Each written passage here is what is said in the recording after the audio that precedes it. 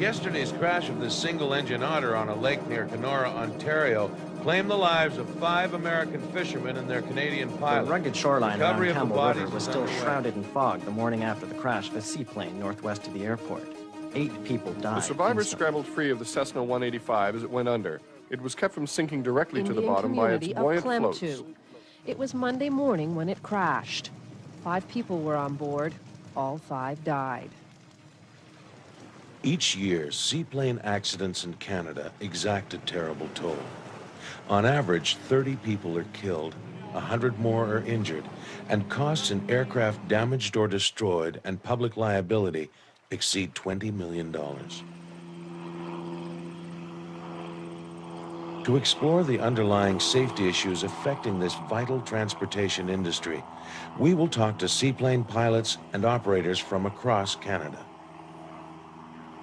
The young pilot starting out, especially with a fresh float rating, you're coming on with basically a license to learn. I've got over 4,000 hours now, and I'm still learning. Day after day, flying becomes a routine. There is a lack of attention, and that can lead to an accident in bad weather or because of a heavy flight schedule. First 100 hours are dangerous, and then the next 900 are dangerous, because when they figure they got 100 hours under their belt, they got her. You know? And then they'll bite you. You'll get bitten. You don't just get too cocky, too confident.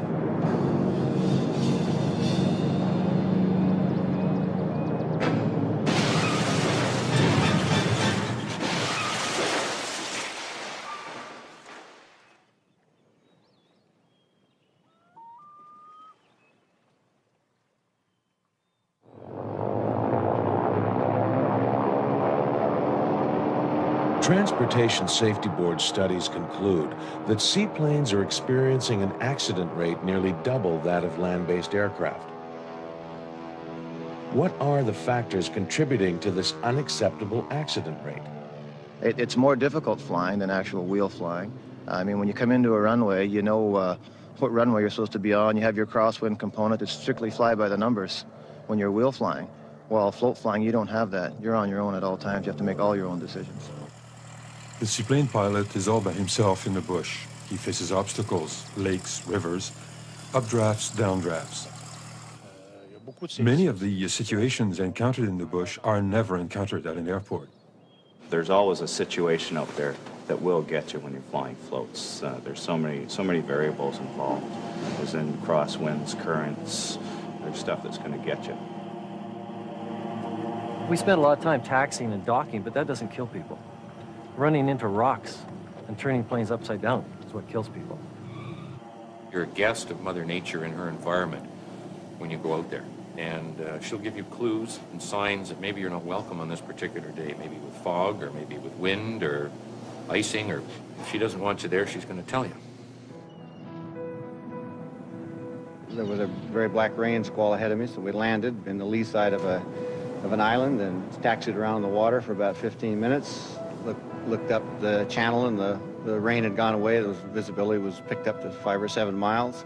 Took off, headed up Petrel Channel, went into the channel. It makes a dog leg, and just about halfway up the channel hit an extreme wind shear downdraft, and the airplane was slammed into the water. Obviously, seaplane flying is not a practice to be taken lightly. So what training is required to become a seaplane pilot? Is it enough? To expect that in a 5-hour training program that you're going to teach a float plane pilot enough to handle all the situations he's likely to encounter is unrealistic. More than likely, these minimums should be increased. We consider that our 70-hour course gives our students barely enough experience to seek employment with an operator. At the college, we do 25 hours over a 2-week period, and even with 25 hours of training, I don't always feel that I've spent enough time on each individual objective that we're trying to meet. Take them where they shouldn't go as part of the training. In other words, get into a bit of real-world weather and some heavy water, some difficult winds, because most of the time, trainees don't get exposed to that. After I crashed and after I was met a bunch of my old pals who've been flying around the Prince Rupert area all their lives. Every one of them told me a horror story they'd had happen to them in Petrel Channel. You know, like I've spent most of my time on the coast and the mid-coast and very little in the Prince Rupert area where this crash happened. Local knowledge can't be overstressed. You have to stay with it, and it takes a long time to learn. I don't think you can't learn it overnight. You can't learn it out of a book. The scope of training can vary widely. However, all pilots seem to agree. Changes are necessary to ensure adequately trained seaplane pilots.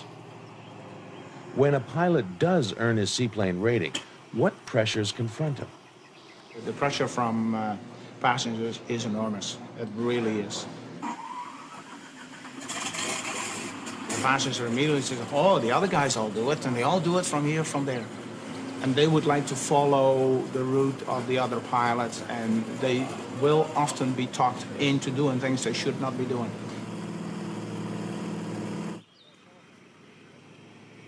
The pressure on new pilots comes mainly from the job itself. The wish to please their new boss, the fear of leaving some of the load behind, or of confronting some bad weather. The main pressure is caused by the need to make a name for themselves, to prove themselves in the marketplace. That pressure is there, and particularly in some companies with young guys that are just starting, they want to prove themselves.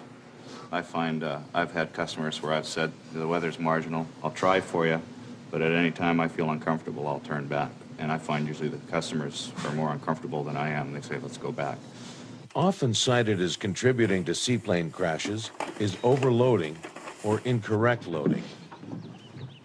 There was a time when it was the norm that you'd load them till you had a certain number of rivets showing, and that was the load.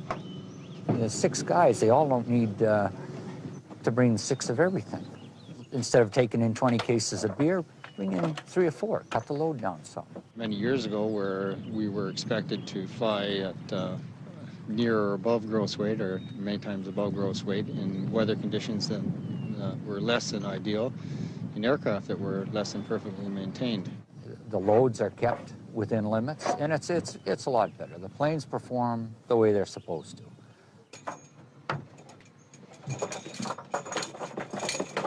Seaplane operators also face pressures. It's a challenge in the float business nowadays. It's a very short season, and you know, we always say you got to make hay while the sun shines, and to try and do it, you know, so that everybody's happy and you know, you're not exhausted and that you are flying safely. You're dealing with an environment where you've only got 3 to maybe 4 months to make your living. So every day that you don't fly, it's money you don't make. Insurance is a major part of our expenses for the year. That, maintenance, and gas are the 3 biggest things. High costs, pressures of time, customers, and the weather. Is safety awareness fading under the strain? The accident record for seaplanes is alarming the insurance industry. Over the past 4 years, we have insured an average of 1,600 float aircraft a year. The claims that we've paid out for those aircraft exceed the premium generated by $2.5 million. For every 100 aircraft we insure, 6 of them are crashing. When I purchased my aircraft, the insurance company required me to take 25 hours with a supervising instructor on floats and 25 hours as a solo pilot before taking aboard my first passenger, a total of 50 hours. Transportation Safety Board studies reveal that many accident victims are relatively uninjured, but are unable to exit the wreckage and drown. Controversy surrounds the design and use of shoulder harnesses. The latest I've heard on them is if we do have an accident with that extra strap coming over the back, people are going to get wound up in that, and it's going to hinder escapement out of the back. Just because it works for the commercial airlines doesn't mean it works for us. Personally, due to my large size, when I fly a 185, once buckled up, I can't reach my controls. I like the shoulder harness. I don't like the one that comes across this way. I much prefer the one that comes around and just goes into the buckle. If they were a simpler thing, just throw it over your shoulder, snap it together, and gone, I think they'd be received much better. If I don't quite make it to a lake if something goes wrong, it's going to keep me, hopefully, out of the dash and give me better control of the airplane. Over the years, we had a couple of accidents and we lost 2 pilots. I am convinced that had they used the proper shoulder harness, these pilots would be here alive talking with us today.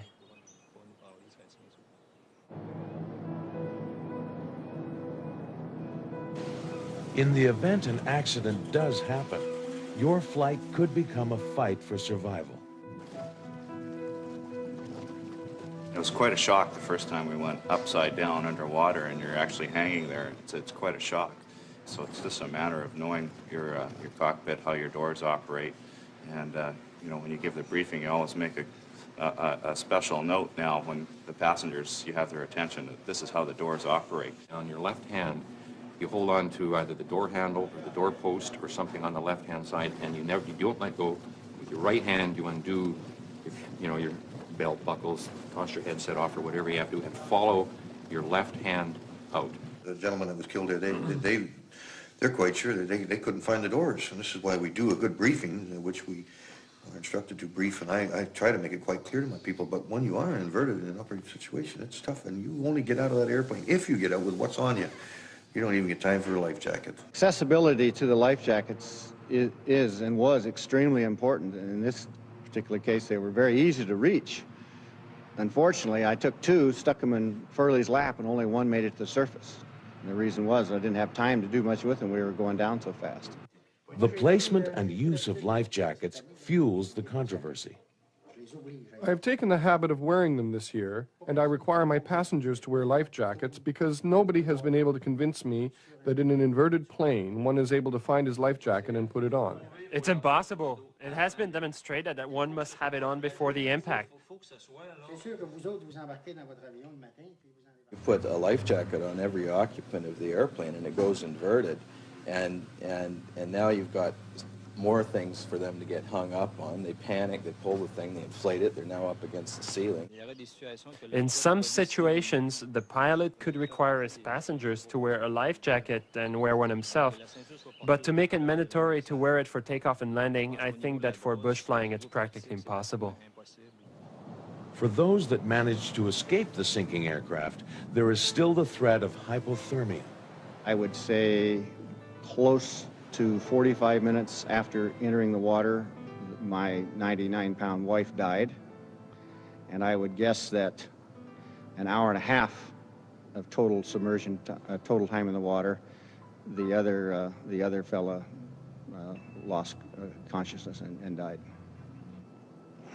Had there been a life raft in this hatch, had I been able to open it, with cold hands, you'd have to have something other than a Zeus fastener. Say if there had been a stainless steel ring, if you'd been able to open the hatch, pull out a life raft, there'd be 3 people standing here instead of 1.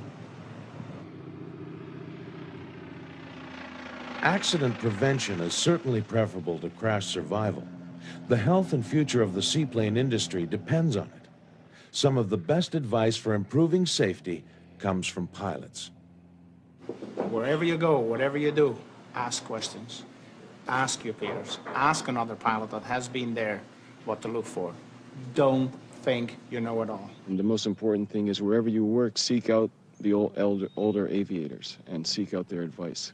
Because there's guys around here with 20,000 hours, and if they're still alive after 20,000 hours, then they know what they're doing. I personally think that most of the seaplane accidents are caused by inadequate training. The basic training is too short, and in addition, they're not taking seasonal training. With a refresher course in the spring, we would probably eliminate most of these accidents. I think a guy has to come to work with an attitude of, safety in mind all around. You can't be a hot dog. You can't be, you can't be cocky. Fly, fly, fly, and fly a lot in all weather conditions, accompanied by another pilot before heading into the bush in solo. With 20 to 25 hours of training, you may have only flown in ideal weather, but in real life, it is not always like that. So just don't think, because you've got yourself a couple of thousand hours under your belt, that you know it all. Mother Nature will teach you a new lesson just as fast as you can imagine it. It's a license to learn.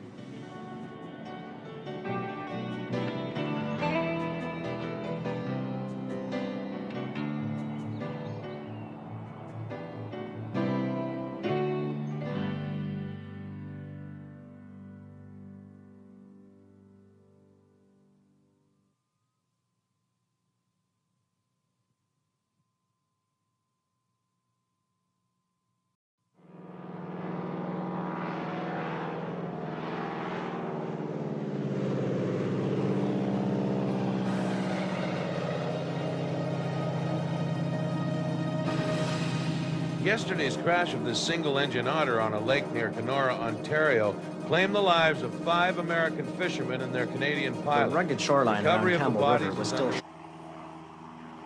The young pilot starting out, especially with a fresh float rating, you're coming on with basically a license to learn.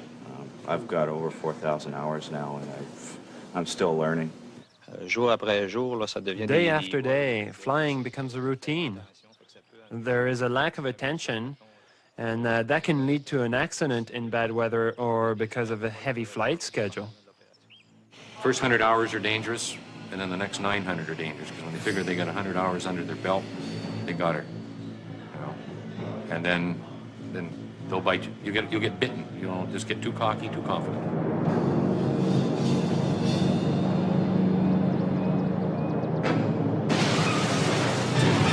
Shrouded in fog the morning after the crash of a seaplane northwest of the airport.